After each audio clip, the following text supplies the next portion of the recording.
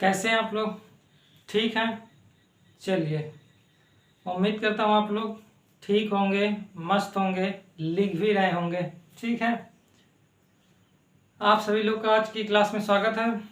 आज की क्लास का मतलब आप जानते हैं कि विश्व भूगोल चल रहा है इस समय, और विश्व भूगोल में हम लोग कई सारे टॉपिक देख चुके हैं। जो अब चल रहा है टॉपिक वो चल रहा है चट्टानों के बारे में। चट्टानों से पहले हम लोग थोड़ा सा खनिज के बारे में देखें कि खनिज होते क्या हैं। ठीक है, मतलब क्रस्ट के बारे में देखें कि तत्व क्या है, तत्व में जो जो बने हैं मुख्य रूप से 8 तत्व के बारे में बताया गया। फिर इसके बाद खनिजों के बारे में बताया गया। फिर धात्विक खनिज, अधात्विक खनिज बताया गया, उनके थोड़ा बहुत गुणधर्म बताया गया। इसके बाद आज हम लोग चलेंगे चट्टानों के बारे में। खनिज का प्रयोग क्यों किया, मतलब क्यों बताया गया खनिज, क्योंकि चट्टानों में उपलब्ध है। ठीक, अग्नि चट्टानें उसमें खनिज होगा, अवसादी चट्टानें होंगे उसमें खनिज होगा। तो ये खनिज इस चट्टानों में उपस्थित है। तो अब जैसे जैसे खनिज का नाम लिया जाएगा तो आप लोग समझ जाएंगे। ठीक है, इसलिए खनिज के बारे में बात की गई थी। ठीक है, तो हम लोग आज देखेंगे चट्टानों के बारे में। चट्टानों में हम लोग देखेंगे आग्नेय चट्टानों के बारे में। ठीक,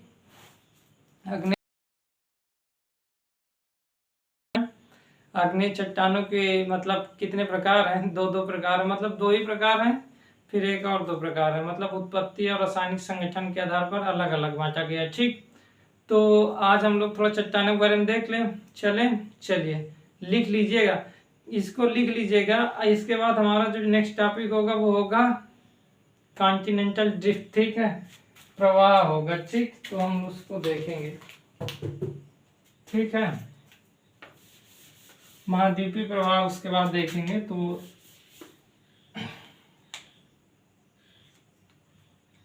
तो आज हम क्या देखेंगे? चट्टान।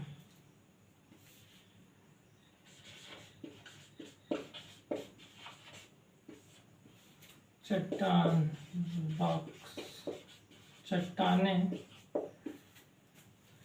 रॉक्स के बारे में देखेंगे। चट्टाने, ठीक, चट्टाने हैं क्या? इनका कोई निश्चित गुणधर्म तो नहीं होता है। जिस प्रकार खनिज का निश्चित गुणधर्म होते हैं ना, बहुत सारे की निश्चित भौतिक गुणधर्म होंगे, रासायनिक संगठन होगा और निश्चित आणविक संरचना होगी। लेकिन राख में ऐसा है नहीं, चट्टानों में। ठीक है, क्योंकि टूटते बनते रहते हैं तो इसमें वैसी संरचना पाई नहीं जाएगी। लेकिन चट्टानों के अंदर खनिज तो पा ही जाएंगे। तो चट्टाने दो या दो से ठीक है, एक या एक से अधिक तत्व, एक या एक से अधिक खनिजों से मिलकर चट्टाने बनी हो सकती हैं। ठीक, एक खनिज भी हो सकता है, एक से अधिक खनिज भी हो सकते हैं, ऐसा नहीं है। ठीक, तो एक या एक से अधिक खनिज, कोई ना कोई खनिज पाया जरूर जाएगा। ठीक है, चट्टाने हैं तो कोई ना कोई खनिज मिल ही जाएगा। तो एक या एक से अधिक खनिजों से मिलकर क्या बनती हैं? चट्टाने बनती हैं। ठीक, यहाँ तक कोई दिक्कत नहीं। चलिए, चट्टाने होती हैं, चट्टाने 3 प्रकार की होती हैं: आग्नेय चट्टाने, अवसादी चट्टाने और कायांतरित चट्टाने। ठीक, चलिए, तो तीनों के बारे में हम लोग थोड़ा थोड़ा देखते हैं।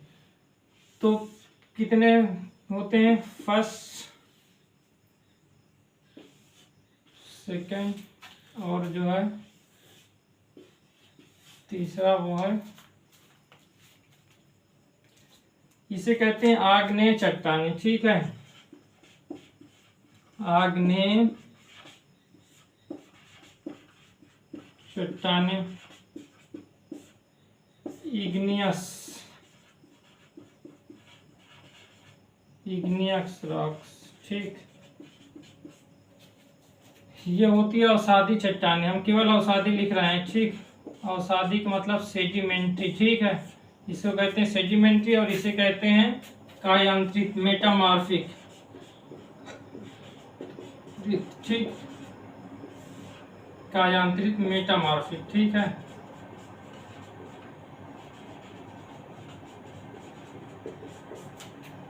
ये होता है सेडिमेंट्री।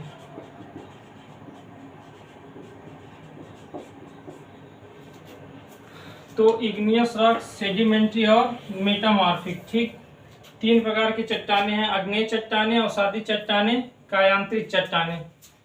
कायांतरित चट्टाने अभी हम बाद में देखेंगे, कोई दिक्कत नहीं, इनको हम लोग देख लेंगे। ठीक है, आग्नेय चट्टानें, अवसादी चट्टानें, कायांतित चट्टानें, 3 चट्टानें होती हैं। और ये चट्टानों में खनिज पाया जाएगा। खनिज के बारे में कोई दिक्कत नहीं, इससे पहले वाला वीडियो आप देख लीजिएगा खनिज वाला। तो अभी हम इसमें बात करेंगे कौन कौन सी खनिज पाए जा रहे हैं। तो जैसे हम कहेंगे क्वार्ट्ज पाया जा रहा है, ठीक है, फेल्सपार पाया जा रहा है, ठीक है, पायरोक्सिन पाया जा रहा है, ठीक है, ओलवाइन कह दिए, ठीक, अभ्रक कह दिए, ये सभी क्या है, ये सभी है खनिज। अगर हम इसमें कहें अग्नि चट्टानों में, कोई चट्टानों में कहेंगे अगर फेल्सपार पाया जा रहा है तो वो एक खनिज है, ठीक। खनिज के बारे में आप इससे पहले वाला वीडियो देख लीजिएगा, खनिज है क्या, ये क्या। तो आग्नेय चट्टानें अगर उत्पत्ति के आधार पर देखेंगे तो 2 प्रकार के हैं, या रासायनिक संगठन के आधार पर देखेंगे तब भी 2 प्रकार के। तो 2 प्रकार के मान के चलिएगा, लेकिन रासायनिक संगठन में भी बांटेंगे तो 2 प्रकार के और हो जाएंगे। ये 3 प्रकार के अवसादी चट्टानें, कायांतरित चट्टानें 2 प्रकार के हैं, उनके भी पार्ट हैं, ठीक है। कायांतरित चट्टानों के भी पार्ट हैं, ठीक है। एक हो गया तापी, ठीक है, कायांतरण, एक होता है गतिक कायांतरण। तापी कायांतरण के भी 2 होते हैं, ठीक है। एक होता है क्षेत्रीय होता है, वो हम लोग वहां देखे लेंगे, ठीक है, इसे आप छोड़ दीजिए। अवसादी चट्टानें भी 3 वहीं देखेंगे। आग्नेय चट्टानें, तो आग्नेय चट्टानों के बारे में आज हम लोग देखेंगे, अवसादी और कायांतरित चट्टानों के बारे में कल देखेंगे, या ठीक है, कल ही देखेंगे, ठीक। तो आज हम लोग आग्नेय चट्टानों के बारे में देख लें, ठीक है। चलिए लिख लीजिएगा, तीनों को लिख लीजिए, फिर आगे हम चलते हैं।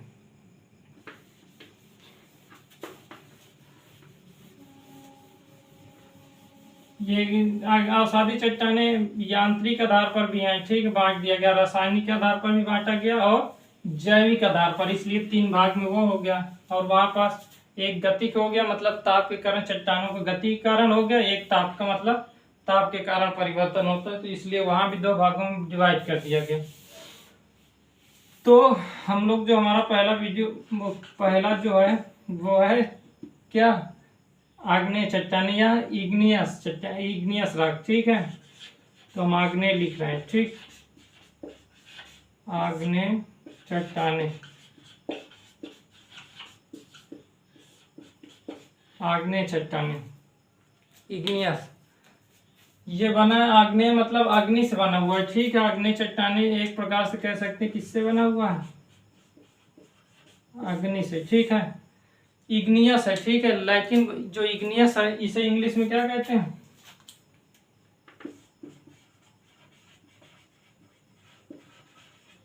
इग्नियस कहते हैं, ठीक है। तो जो इग्नियस है वो लैटिन भाषा की इग्निस से बना है, ठीक है, IGINIS, ठीक है, इग्निस से बना। और इग्निस का अर्थ लैटिन भाषा में जो होता है वो अग्नि ही होता है, ठीक है। तो ये किससे मिलकर बना है, ये इग्निस से बना है, ठीक है। अगर इग्नियस लेंगे, ठीक है, हम इग्नियस लेते हैं, ठीक, इग्नियस हिंदी में ले लेते हैं। इग्नियस लैटिन शब्द से बना है, लैटिन शब्द कौन सा है, इग्नस है, ठीक है। और इसका अर्थ अगर हम निकालते हैं तो ये होता है, इसका अर्थ जो होता है वो अग्नि होता है, ठीक है, अग्नि होता है। तो इग्नियस से बना है, इग्नियस किससे बना है, वो लैटिन शब्द के इग्निस से बना है, ठीक है। और इग्निस का अर्थ होता है अग्नि, इसका मतलब आग्नेय चट्टानें मुख्य रूप से अग्नि से बना हुआ। अग्नि का मतलब अभी हम लोग देखते हैं तरल पदार्थ, एकदम एक प्रकार के अग्नि के रूप में तरल पदार्थ है, ठीक है। तरल पदार्थ मान लीजिए जैसे ज्वालामुखी के बारे में आप कभी देखे ही हो, तो वो तरल रूप से बाहर आता है, तो वो जो तरल रूप से बाहर आता है वो एक प्रकार का अग्नि के रूप में ही तो रहता है, धधकता हुआ लावा रहता है, ठीक है, बहुत ज्यादा उसका तापमान बहुत उच्च रहता है, सभी पदार्थ पिघले हुए होते हैं, तो वह एक प्रकार की अग्नि के तरीके से, ठीक है। तो उसी से ये आग्नेय चट्टानों का निर्माण हुआ है, इसलिए इसे आग्नेय चट्टानें कहते हैं, ठीक। तो आप क्या लिखेंगे अब हम देखते हैं, ठीक है। चलिए ये आप लिख लीजिएगा, ठीक है, इग्नि चट्टानें, ठीक है, अग्नि और उसके बारे में। इसमें आप लिखिए, क्या लिखेंगे, आग्नेय चट्टानें, इग्निस, ठीक। इतना लिखने के बाद क्या करेंगे, ये चट्टानें कैसे रहते हैं, ठीक है, जब ज्वालामुखी द्वारा ही आएगा पदार्थ ऊपर, जब ज्वालामुखी के द्वारा तप्त लावा,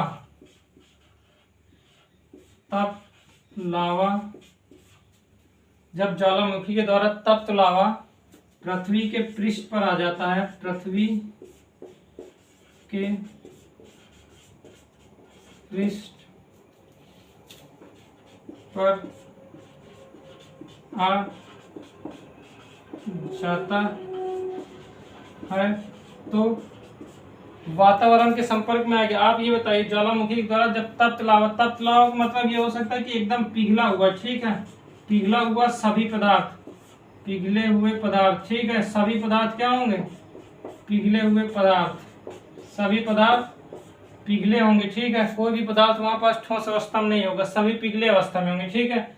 जब ज्वालामुखी द्वारा तप्त लावा पृथ्वी के पृष्ठ पर आ जाता है तो वह किसके संपर्क में आता है, वायुमंडल के संपर्क में आता है, तो वह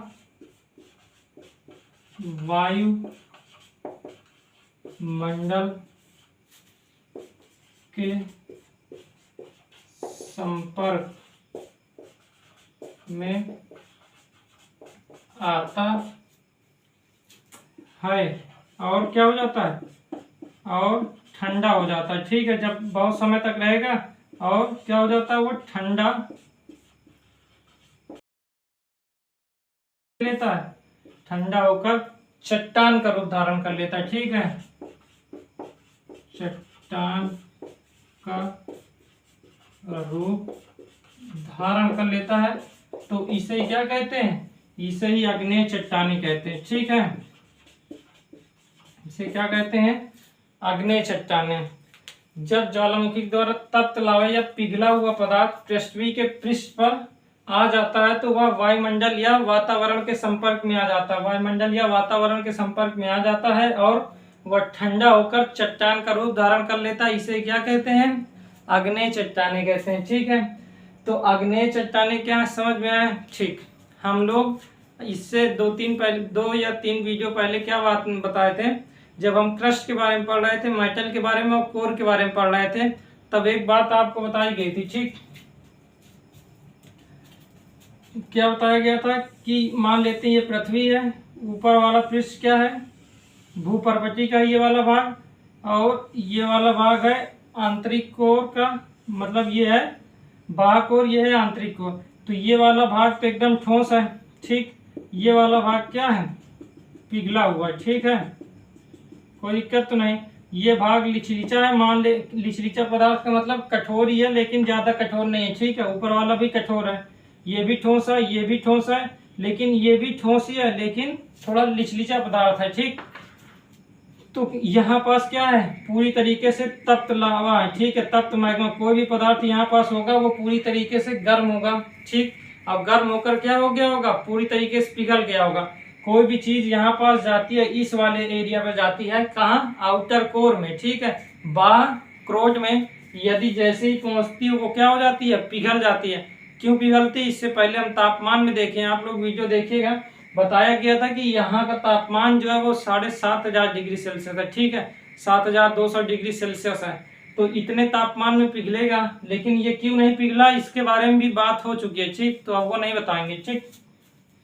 तो ये वाला भाग पिघला हुआ। अब ये बताइए किसी कारणवश, अब ये हम लोग ये नहीं कहेंगे किसी कारणवश, ज्वालामुखी अभी हम मत देखिए, किसी कारणवश क्या हुआ, यहाँ से पदार्थ निकला तप्त मैग्मा, ठीक, और क्या हुआ, चिरते हुए ऊपर आ गया, ठीक है, इस पृष्ठ पर आ गया, और यहाँ पास ज्वालामुखी के रूप में यहाँ पास क्या हो गया, तप्त लावा आके यहाँ पास क्या होने लगा, एकत्रित हो गया।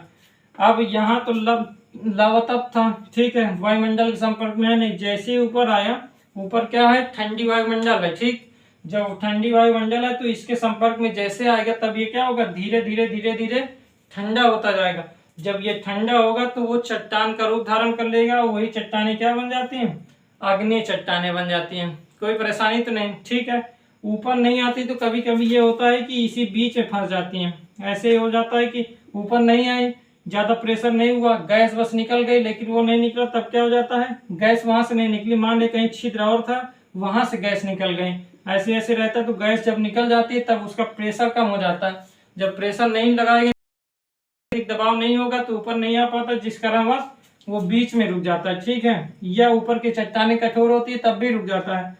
तो मान लेते हैं कभी कभी यहाँ बीच में भी रुक जाता है, वो भी ठंडा होता है, एक समय के बाद वो भी ठंडा होता है। तो ये दोनों चट्टानें आग्नेय चट्टानें ही कहलाती हैं। बस उसका एक भाग हो जाता है अंतर्निर्मित चट्टानें, दूसरा भाग होता है बाह्य निर्मित चट्टानें। ठीक, तो समझ में आया कहाँ से आ रहा तप्त लावा मैग्मा। ठीक ठीक है। ये जो तप्त लावा की बात कर रहे हैं, मैग्मा भी लिखा रहे तो उसका मतलब ये होता है, यही होता है। ठीक है, मैग्मा भी यही होता है, लेकिन ये लावा होता है जब पृथ्वी के नीचे रहता है तरल पदार्थ, लेकिन गर्म तरल पदार्थ जब पृथ्वी के नीचे रहता है, लेकिन जब पृष्ठ पर आता है तो वो क्या कहलाता है, यही लावा मैग्मा का रूप धारण कर लेता है। उसका नाम बदल दिया गया कि जो ऊपर आ जाता है तरल पदार्थ रहता है, जो जिसमें तापमान बहुत ज्यादा है लेकिन तरल है, उसे क्या कहा गया, उसे मैग्मा कहते हैं। लेकिन जब ये नीचे रहता है तो उसे लावा कहते हैं। ठीक, तो लावा और मैग्मा सेम ही मान के चलिए।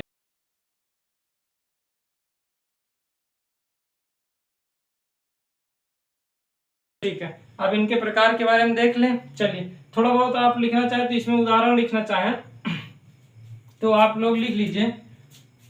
जैसे आप अच्छे इसको रफ करते हैं फिर लिखते हैं। ठीक है, आप लिख लीजिए जैसे बेसाल्ट, रायोलाइट, इसी में थोड़ा लिख लीजिए। बेसाल्ट हो गया, बेसाल्ट के बारे में बता रहे, रायोलाइट, मोनोजाइट, ठीक है, मोनोजाइट, ठीक है, ग्रेनाइट, ग्रेनाइट हो गया, ठीक है, साइनाइट, ठीक, साइनाइट, गैब्रो, ठीक है, गैब्रो, ठीक है। तो बेसाल्ट, रायोलाइट, मोनोजाइट, ग्रेनाइट, राइनाइट, गैब्रो, इस प्रकार की जो भी चट्टानें दिखेंगी वो सभी क्या होंगी, आग्नेय चट्टानें। बेसाल्ट चट्टानें के बारे में आप लोग जानते हैं।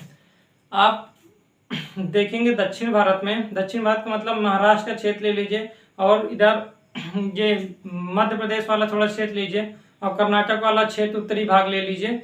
तो ये जो क्षेत्र है यहाँ पास क्या पाया गया, चट्टानें हैं, बेसाल्ट चट्टानें। ये चट्टानें कैसे बनी है, आप लोग जब हम वहां देखेंगे तब देखेंगे। लेकिन क्या हुआ, नीचे से तप्त मैग्मा आया है और शांत रूप में क्या हो गया, पूरे में फैल गया, और वो ठंडा होकर चट्टान बना जिसे बेसाल्ट चट्टान कहा गया। ठीक है, वो एक प्रकार का आग्नेय चट्टान के उदाहरण है। ठीक है, वो कैसे आया है उसके बारे में देखेंगे, जब वो टूटा है अफ्रीका से तब आया, तब हम देखेंगे उसे अच्छे से। आप परेशान बिल्कुल मत रहिए। ठीक है, तो आग्नेय चट्टान के बारे में इतना समझ में आ गया। ठीक है, लगभग जो क्रस्ट है, पृथ्वी के जो क्रस्ट है, ठीक है, आप ऊपरी भाग, क्रस्ट तो आप समझ ही गए हैं, आप क्रस्ट में कोई दिक्कत तो नहीं। भूपर्वतीय, जो पृथ्वी की भूपर्वतीय क्रस्ट है वह 90% लगभग किससे बना है, आग्नेय चट्टानों से ही बना है। ठीक है, 90% बहुत होता है। ठीक है, चलिए, ठीक, रफ करें ना। ठीक है, अब इसके थोड़ा प्रकार के बारे में देख लेते हैं। इतना लिख लीजिएगा, ये दोनों प्रकार के थे, अंतर्निर्मित और बाह्य निर्मित दोनों थे। ठीक है, तो आप लोग परेशान बिल्कुल मत रहिए। आप थोड़ा देख लें, हम लोग इसको रफ कर दें। ठीक, ये कितने प्रकार के हैं, मुख्य रूप से उत्पत्ति के आधार पर अगर हम देखेंगे तो दो प्रकार के हैं। पहला क्या है, एक है अंतर्निर्मित, एक है बाह्य निर्मित। ठीक है, बाह्य निर्मित चट्टानें और अंतर्निर्मित चट्टानें। एक बाहर जो आकर ठंडा हो रही है वो अंतर्निर्मित, बाह्य निर्मित हो गई, और जो अंदर ठंडी हो जा रही है, ठीक है, ऊपर नहीं आ पा रहे हैं, उसे अंतर्निर्मित कहते हैं। ठीक है, तो हम लोग पहले बाह्य निर्मित देखते हैं फिर अंतर्निर्मित। ठीक है, ठीक,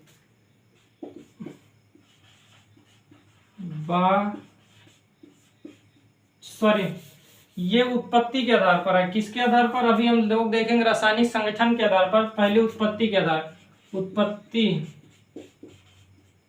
उत्पत्ति के आधार पर आग्नेय चट्टानों का डिवाइड किया गया है। पहला क्या है हमारा, पहला हमारा है बाह्य निर्मित, बाह्य निर्मित आग्नेय चट्टानें, आग्नेय चट्टानें। और ये हो गया जो दूसरा है वो है अंतःनिर्मित, ठीक है, अंतःनिर्मित आग्नेय, ठीक है। अंतःनिर्मित आग्नेय चट्टानें, बाह्य निर्मित आग्नेय चट्टानें। अब ये दोनों क्या है इसके बारे में हम देखेंगे। उत्पत्ति के आधार पर ऐसे मत बोलेगा, ठीक है। उत्पत्ति के आधार पर दो प्रकार से है, एक बाह्य निर्मित आग्नेय चट्टानें, एक अंतःनिर्मित आग्नेय चट्टानें। अब बाह्य निर्मित आग्नेय चट्टानें क्या है, अंतःनिर्मित आग्नेय चट्टानें क्या है, थोड़ा इसको देख लेते हैं, लिखवाना, ठीक है।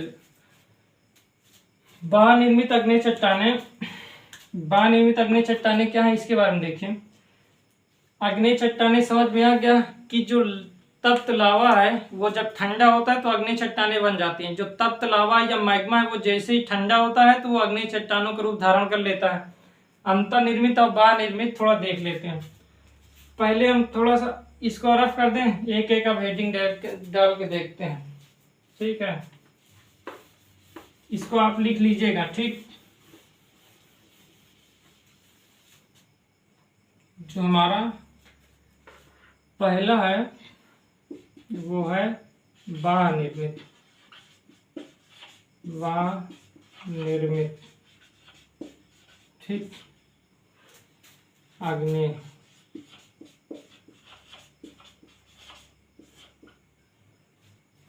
जैसे बाह्य निर्मित का मतलब आप समझ जाइए,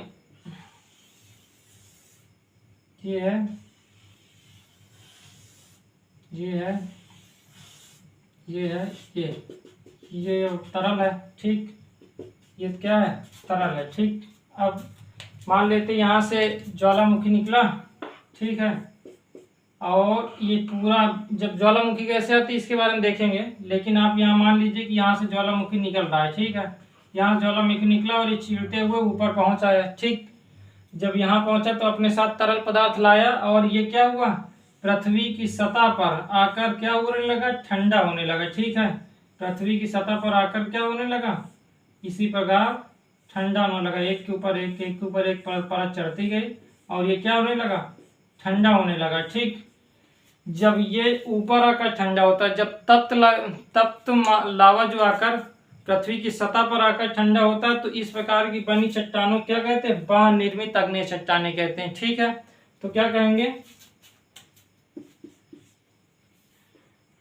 जब तप्त लावा, क्या लिखेंगे, जब तप्त मैग्मा, मैग्मा लावा का मतलब आप समझ रहे हैं ना। अब लावा नीचे कहते हैं, जब ऊपर सतह क्या आता है वही चीज कहलाता है मैग्मा।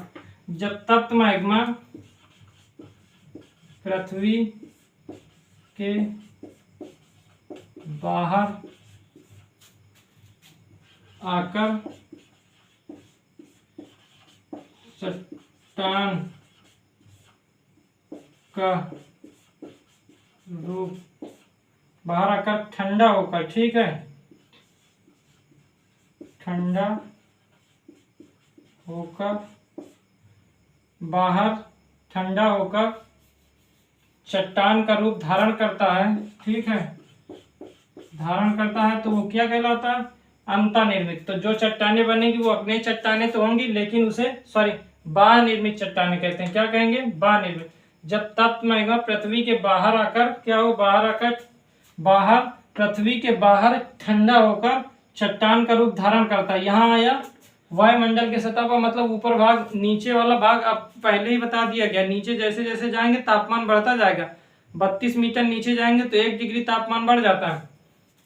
उसी प्रकार जब ऊपर आएंगे तो ठंडा होता जाएगा और यहाँ पर जब आएंगे तो वायुमंडल ठंडा इसकी अपेक्षा नीचे के, तो क्या हुआ, ये वाला जो जितनी उष्मा होगी वो वायुमंडल में अवशोषित होती जाएगी, ठीक, और ये ठंडा होता जाएगा धीरे धीरे। जब ये ठंडा हो जाएगा तो इसे कहते हैं बाह्य निर्मित, क्योंकि ये क्या हो गया, बाहर आकर ठंडा हुआ है ना, बाह्य का मतलब हो गया बाहर आकर, तो बाहर आकर ठंडा हुआ तो बाह्य निर्मित आग्नेय चट्टानें। इसमें सबसे अच्छा उदाहरण वही महाराष्ट्र में जो पाया जाता है ना, बेसाल्ट चट्टानें, इसी से काली मिट्टी बनी। जब ये टूट जाता है, आग्नेय चट्टानें जब बहुत ज्यादा टूटने लगता है तब क्या होता है, वो काली मिट्टी का रूप धारण कर लेता है, जो कपास के लिए बहुत महत्वपूर्ण है, ठीक है। इसमें एक लिख लीजिए बेसाल्ट, बेसाल्ट और रायोलाइट, दो चीज लिख लीजिए, रायोलाइट, दो उदाहरण आप बहुत है, ठीक है। बेसाल्ट और रायोलाइट, कोई दिक्कत तो नहीं।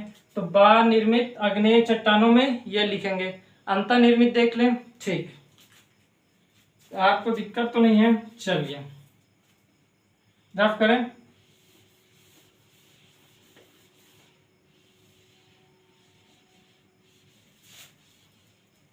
ठीक है, इसे रखिए। दूसरा ये हो गया अंतर्निर्मित आग्नेय चट्टानें। अंतर्निर्मित क्या होते हैं देखिए। अब ये क्या हुआ, ऊपर नहीं आया। अब क्या हुआ कि ऊपर नहीं आया, जो गर्म तप्त लावा है वो ऊपर नहीं आया। मान लेते हैं ये ऊपर चट्टान है, ऊपर वाली सतह है, ठीक है, लेकिन यहां से निकला, मान लेते ये है, यहां से निकला लावा, लेकिन ये नली के रूप में इसी पर आया, और इतनी बड़ी नली है मान लेते हैं जहां से आया, वो एक होती है नालिका होती है, ठीक है, उसी से आता है। तो यहीं पास आया और ऊपर आकर क्या हुआ, ऊपर सतह पर नहीं गया, यहीं पास ठंडा हो गया, ठीक है। यहाँ पास आया और यहीं पास क्या हुआ, ठंडा हो गया। ठंडा होने के यहाँ पास कई कारण है, ठीक है, हम कारण के बारे में देखेंगे। तो यहाँ पास आया, ये ऊपर गया क्या, ठंडा होने के लिए नहीं गया ना, तब तो मैग्मा यहाँ आया और ऊपर ही क्या हुआ, ऊपर नहीं निकल पाया, लेकिन बीच में ही यहाँ पास ठंडा हो गया। तो उसे क्या कहते हैं, आग्नेय चट्टानें। उस आग्नेय चट्टानें कहेंगे, लेकिन अंतर्निर्मित आग्नेय चट्टानें। जब तप्त लावा पृथ्वी के बाहर न आकर अंदर ही क्या हो जाता है, अंदर ही ठंडा हो जाता है, तो क्या बनता है, अंतर्निर्मित आग्नेय चट्टानें। जब तप्त लावा क्या हो, पृथ्वी के बाहर ना आकर अंदर ही ठंडा हो जाता है। बाहर आया नहीं, यहाँ से पदार्थ निकला और यहाँ से निकलने के बाद यहीं पास आकर रुक गया और ठंडा हो गया। जब ठंडा हो गया तो यही क्या कहलाता, अंतर्निर्मित आग्नेय चट्टानें। इसमें सबसे ग्रेनाइट इसमें सबसे बढ़िया है, ठीक है। ग्रेनाइट की चट्टानें जो होती हैं वो यही पास की होती हैं, ठीक, कोई दिक्कत नहीं। चलिए, ग्रेनाइट हो गया, गैब्रो हो गया, ठीक है। तो ये दोनों लिख लीजिए, ग्रेनाइट और गैब्रो। तो अंतर्निर्मित आग्नेय चट्टानें हो गया, ठीक। ये चट्टानें क्या होंगी, रवेदार होंगी। अब ध्यान दीजिएगा, जो चट्टानें धीरे धीरे ठंडी होंगी उनमें कण क्या होंगे, बड़े बड़े हो जाएंगे। जो जल्दी ठंडा हो जाएंगे उनके कण क्या होंगे, बहुत छोटे छोटे होंगे। तो इनके कण क्या होंगे, ये बड़े बड़े रवेदार वाले होंगे, ठीक है। मतलब ये चट्टानें जो होंगी, आप चट्टान कभी देखेंगे कि कभी कभी क्या होता है, मान लेते हैं ये चट्टान है, तो इसमें ऐसे ऐसे बड़े बड़े बिंदु ऐसे ऐसे दिखते रहते हैं, ठीक है। आप हमेशा देखे ही होंगे, ऐसे ऐसे बहुत ढेर सारे बड़े बड़े रहते हैं कि देखने में समझ में आता है कि ये क्या है, खुरदुरा खुरदुरा, बड़े बड़े खुरदुरा खुरदुरा लगता है, ठीक है, बहुत बड़े बड़े खुरदुरा खुरदुरा लगता है। अगर आप इसको स्पर्श करेंगे तो बहुत बड़े बड़े खुरदुरा लगेगा। तो इस प्रकार की चट्टानें क्या होती है, अंतर्निर्मित आग्नेय चट्टानें होती हैं, ठीक है। तो रवेदार बहुत होते हैं, रवेदार, ठीक है, बड़े बड़े रवेदार वाले चट्टान होते हैं, बड़े बड़े रवेदार, ठीक है, रवेदार चट्टानें, ठीक, बहुत बड़े बड़े रवे पाए जाएंगे। लेकिन जो जल्दी ठंडा होगा उसमें रवा नहीं पाया जाएगा, उसमें बहुत छोटे छोटे एकदम बहुत माइनस रहते हैं, ठीक है, ऐसे ऐसे ऐसे ऐसे, ठीक है, एकदम थोड़े थोड़े, ठीक है। लेकिन इसमें बड़े बड़े रवेदार दिखाई देंगे, ठीक है, लेकिन वो चट्टानों में एकदम थोड़े थोड़े थोड़े थोड़े एकदम बहुत माइनिंग से रहेंगे, ठीक। तो ये वाले चट्टानें जो बाहर आएंगी, क्योंकि बाहर आई वायुमंडल के संपर्क में तुरंत आई, ठंडा हो गए, लेकिन अंदर है तो इसकी अपेक्षा इसमें टाइम लगेगा, क्योंकि वायुमंडल के संपर्क में उतना आया नहीं कि चारों तरफ से वायुमंडल मिल रहा है हवा तो ठंडी हो जाए। लेकिन यहाँ ऐसा तो है नहीं, ठीक है, जिस कारणवश क्या होता है, ये धीरे धीरे धीरे धीरे धीरे धीरे ठंडा होता है। धीरे धीरे ठंडा होने के कारण क्या होता है, ये रवेदार हो जाता है। ठीक है, रवेदार का मतलब बड़े बड़े रवेदार के दाने के रूप में होता है। तो अंतर्निर्मित अग्नेय चट्टानें ये हैं। ठीक है, इसमें ग्रेनाइट सबसे महत्वपूर्ण है। कोई दिक्कत तो नहीं है? ठीक, समझ में आया? ठीक है, तो अग्नेय चट्टानों में उत्पत्ति के आधार पर आप दो लिखेंगे, एक हो गया बाह्य निर्मित अग्नेय चट्टान, एक अंतर्निर्मित अग्नेय चट्टान। कोई परेशानी नहीं। ठीक, रफ करें। अब रासायनिक संगठन के आधार पर देखें, एक होता है क्षारीय अग्नेय चट्टाने, दूसरा क्या होता है, अम्लीय अग्नेय चट्टाने। तो उसको देख लेते हैं। ठीक,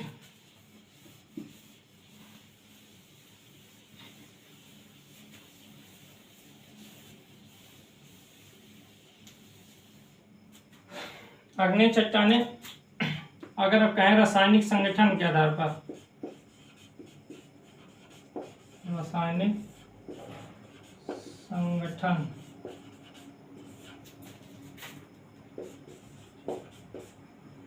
के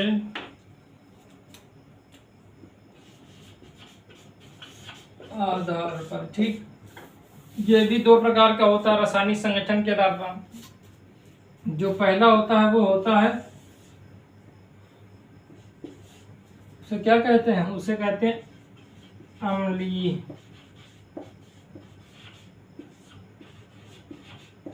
आग्नेय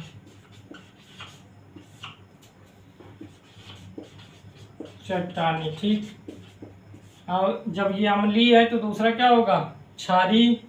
तो दूसरा अभी ना लिखें। ठीक है, आप अम्लीय अगले चट्टाने लिखते हैं, फिर इसके बाद इधर लिखते हैं अभी क्षारीय। ठीक, तो अम्लीय अग्नेय चट्टाने क्या होती हैं, सिलिका।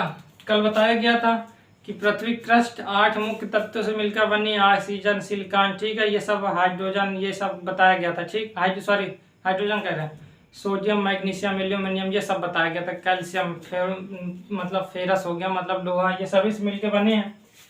तो अम्लीय अग्नेय जो चट्टाने हैं, इसमें सिलिका की मात्रा बहुत ज़्यादा रहती है, 65% से अधिक रहती है। ठीक है, तो ऐसी अग्नेय चट्टाने जिसमें सिलिका की मात्रा 65% से अधिक होती है, वो सिलिका का मतलब एक प्रकार से बालू के रूप में आप लीजिएगा। ठीक है, तो ऐसी अग्नेय चट्टाने क्या लिखेंगे, ऐसी आग्नेय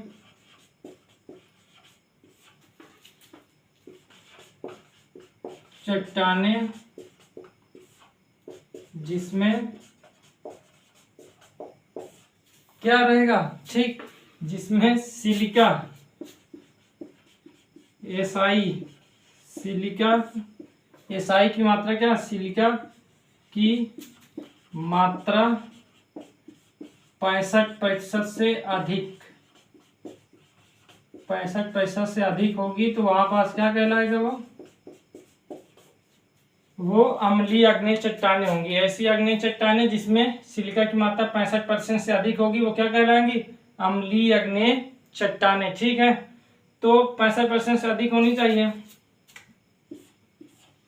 कोई परेशानी तो नहीं है? ठीक है, तो अम्लीय अग्नेय चट्टाने की यह है कि जो चट्टान बनेंगी उसमें सिलिका की मात्रा कितनी होनी चाहिए, 65% से अधिक होनी चाहिए। एक हो गया। अगर इसमें हम दूसरा पॉइंट लिखें तो ये क्या होंगे, जिसमें सिलिका की मात्रा ज़्यादा होगी उसके रंग हमेशा हल्के पीले कलर के होंगे। ठीक है, तो ये हल्का पीले रंग का होगा। किस रंग का होगा, अगर इसका रंग देखेंगे, इस प्रकार की चट्टानें, अम्लीय अग्नेय चट्टानों का रंग देखना हो तो हल्का पीले रंग का। ठीक है, रंग क्या होगा, हल्का पीला। ठीक है, हल्का पीले रंग का ये रहेगा। तीसरा, सिलिका की जिसमें मात्रा होगी उसका भार भी कम होगा। तो जिस चट्टानों में सिलिका की मात्रा ज्यादा होती है उसका भार क्या होता है, कम होता है। तो इसका क्या होगा, भार भी क्या होगा, कम होगा, भार कम। जिसका भार कम होता है उसका घनत्व भी कम। ठीक, तो चौथा आप क्या लिखेंगे, घनत्व भी कम, घनत्व भी कम। ठीक है, घनत्व भी क्या होगा, कम होगा। ग्रेनाइट, ठीक है, रायोलाइट इसी का उदाहरण है। ठीक है, ग्रेनाइट, रायोलाइट। ठीक है, तो आप लिख लीजिएगा, ग्रेनाइट और रायोलाइट किसका उदाहरण, अम्लीय अग्नेय चट्टानों, ग्रेनाइट और रायोलाइट। घनत्व भी कम, भार भी कम, रंग हल्का पीला कलर का होगा, 65% सिलिका की मात्रा होगी। तो ऐसे क्या कहलाएंगे? अम्लीय आग्नेय चट्टानें कहलाते हैं। इसमें अगर इन चट्टानों में देखेंगे तो फेल्सपार होता है और क्वार्ज, क्वार्ज ये भी खनिज है, फेल्सपार भी खनिज है। तो ये खनिज इनमें मात्रा अत्यधिक होती है, ठीक है। फेल्सपार और खनिजों की मात्रा अम्लीय आग्नेय चट्टानों में बहुत ज्यादा रहती है। अगर कोई अम्लीय आग्नेय चट्टान है तो उसमें फेल्सपार, क्वार्ज इनकी मात्रा बहुत अत्यधिक होती है, ठीक है। आप लगभग आप लोग को कल बताया गया था जो खनिज है वो खनिज जो पृथ्वी की क्रस्ट है ना 200 से ज्यादा 2000 से ज्यादा खनिज है, ठीक है। लेकिन उसमें 6 प्रकार के खनिज हैं जिनकी सबसे ज्यादा अधिकता होती है। 6 खनिज हैं, 2000 से अधिक खनिज हैं, ठीक है। पृथ्वी की क्रस्ट में लगभग 2000 से ज्यादा खनिज है, 2000 से ज्यादा खनिज पाए जाते हैं, लेकिन उसमें 6 खनिजों की अधिकता होती है जिसमें फेल्सपार और क्वार्ज भी शामिल है। फेल्सपार, क्वार्ज, पाइरॉक्सीन हो गया, ठीक है, एम्बेबोल्स हो गया, अभ्रक और ओलवाइन, ये 6 खनिज हैं जिनकी सर्वाधिक अधिकता होती है, ठीक है, क्रस्ट पर। तो इसमें क्या होती है? फेल्सपार और क्वार्ज की अधिकता होती है, ठीक है। कल वाला वीडियो देखिएगा, वहां बताया गया। तो अम्लीय आग्नेय चट्टानें हो गया, तो ऐसी आग्नेय चट्टानें जिसमें सिलिका की मात्रा 65% से अधिक होती है, रंग हल्का पीला होगा, भार कम होगा, घनत्व भी कम होगा। इसमें जैसे ग्रेनाइट हो गया, रायोलाइट जैसे ये सब आते हैं, ठीक है। और इसमें फेल्सपार और क्वार्ज जैसे खनिजों की अधिकता होती है, ये लिख लीजिएगा। फेल्सपार और क्वार्ज जैसे खनिजों क्या होती है? अधिकता होती है, ठीक। चलिए आगे चलिए हम, चलिए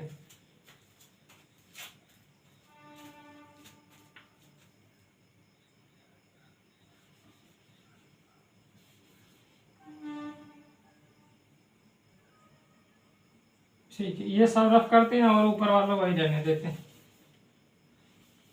क्योंकि और सब लिखना पड़ेगा ना। इसका लिखिए क्षारी, दूसरा क्या है?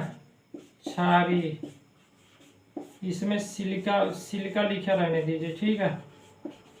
सिलिका की मात्रा क्या होती है? 65% से इसको करिए कम, ठीक है, ठीक है। अब सही हो गया। तो ऐसी आग्नेय चट्टानें जिसमें सिलिका की मात्रा 65% से कम होगी वो क्या कहलाएंगी? क्षारीय आग्नेय चट्टानें कहलाएंगी, ठीक है। क्षारीय आग्नेय चट्टानें में 65% से कम होगी सिलिका की मात्रा, ठीक। अब जिसमें सिलिका की मात्रा कम होगी उनका भार ज्यादा होता है और रंग गाढ़ा होता है। रंग इनका हमेशा देखिएगा वो हल्का पीला रंग होगा ना, इनका हल्का ये गहरा रंग होगा, हमेशा गहरा रंग होता है बहुत ज्यादा, ठीक है। कोई रंग भी होगा तो बहुत ज्यादा गहरा होगा, तो हल्का वो नहीं होगा, ठीक है। किसी से मतलब मान लेते हैं कि एकदम चटक लाल, ठीक है, जैसे मान लेते हैं कि हल्का गहरा रंग नहीं है, ठीक है। ये तो ये क्या हुआ? ये हो जाएगा जैसे आमली हो गया कि ये गहरा नहीं, हल्का भूरे कलर का है, तो ये गहरा रंग तो नहीं हुआ। जो एकदम लाल हो एकदम, तो उसे गहरा रंग कहते हैं, ठीक है। नीला अत्यधिक हो, ठीक, उस तरह के। तीसरा क्या हुआ? इसका भार, जिसमें सिलिका की मात्रा कम होगी, हमेशा याद रखिएगा सिलिका की मात्रा जिसमें कम होगी वो हमेशा भार उसका क्या होगा? ज्यादा होगा, भार ज्यादा। चौथा क्या होगा? घनत्व, भार ज्यादा होगा तो घनत्व भी तो ज्यादा होगा, क्योंकि द्रव्यमान बटा आयतन ही तो होता है। द्रव्यमान जितना ज्यादा होगा घनत्व उतना ज्यादा बढ़ता जाएगा, आयतन जितना ज्यादा कम होगा उतना भी घनत्व बढ़ेगा, आयतन बढ़ाते जाएंगे, ठीक है। फार्मूला पहले देख चुके हैं। तो रंग गहरा, भार ज्यादा, घनत्व ज्यादा। इसमें क्वार्ज और फेल्सपार जैसे खनिजों की अधिकता तो होगी नहीं, कम पाए जाएंगे, जैसे बेसाल्ट की चट्टानें। इसका सबसे अच्छा उदाहरण है बेसाल्ट की चट्टानें, गैब्रो, ये सब किसके उदाहरण है? ये सब है क्षारीय आग्नेय चट्टानें। तो आप लोग लिख लीजिएगा कि इसमें क्वार्ज और फेल्सपार की, लेकिन इसको फेरोमैग्नीज के नाम से जाना जाता है, लेकिन हम उसको देख लेंगे बाद में, ठीक। ये मतलब यहाँ पास नहीं देखेंगे, वो एक जगह और आएगा तो वहां देख लेंगे। तो आग्नेय चट्टानें समझ में आ गया, बस इतना ही बहुत बहुत हो गया, ठीक है। आग्नेय चट्टानें केवल इतना ही। अब कल हम लोग देखेंगे अवसादी चट्टानें, इतना समय उसमें भी लग ही जाएगा, शायद हो सकता है टाइम ज्यादा हो जाता है, ठीक टाइम। तो आप लोग लिख लीजिएगा आग्नेय चट्टानें, चट्टानों में 3 चट्टानें हैं, आग्नेय, अवसादी और कायांतरित। आग्नेय चट्टानें के बारे में शुरू किया गया था, क्या है पूरा बताया गया। फिर उत्पत्ति के आधार पर 2 प्रकार के, अंतर्निर्मित, बाह्य निर्मित। फिर इसके बाद रासायनिक संगठन के आधार पर भी 2, क्षारीय और अम्लीय, ठीक। कोई दिक्कत तो नहीं है? ठीक है, लिख लेंगे। चलिए कल मिलें आप लोगों से कल मिलेंगे अवसादी चट्टानों में। चलिए ठीक है, कैसा लगा बता दीजिएगा। हम लोग मिलेंगे कल। ठीक।